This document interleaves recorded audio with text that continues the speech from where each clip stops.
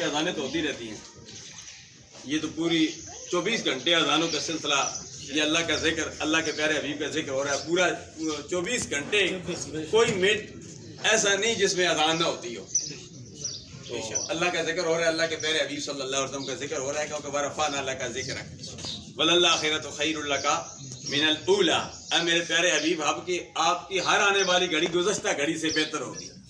کبھی آپ نے سوچا بھی ہوگا کہ پیکر ہلاک و محبت سردار محمد قاسم قادری اطاری صاحب نے یہ جو محفل سجائی ہے دعوت ولیمے کے موقع پر، یہ محفل بہت کم موقع پر ہوتی ہے.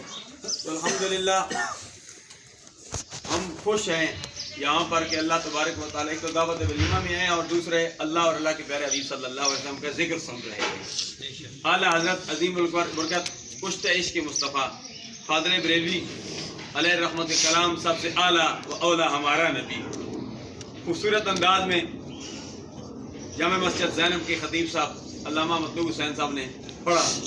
اگرچہ یہ بھی تھکے ہوئے ہیں، آپ بھی تھکے ہوئے ہیں، ہم سارے تھکے ہوئے ہیں. شادیاں ایک دن میں، میں آگے سردار کا عرض کر رہا تھا کہ ایک دن میں کئی تقریبا شادیاں. میں پنڈی میں شادی ہے، وہاں بھی پہنچنا ہے، لیکن وہاں میں نے معذرت کی پنڈی کے ہے، میں نے بیٹے کو بھیجا ہے. تو یہاں 4 شادیاں یہاں اس اٹک میں ہیں، تو سب پر پہنچ رہے ہیں. اس طرح آپ کا بھی یہی حال ہوگا. تو خطیب صاحب ملتان سے پہنچے ہیں یہاں اس تقریب میں، شادی میں.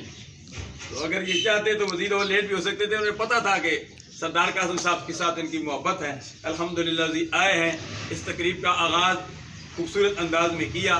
دعا کرتے ہیں اللہ تبارک و تعالیٰ اس تقریب کا اختتام بھی اللہ خوبصورت انداز سے مہربانیاں فرمائے.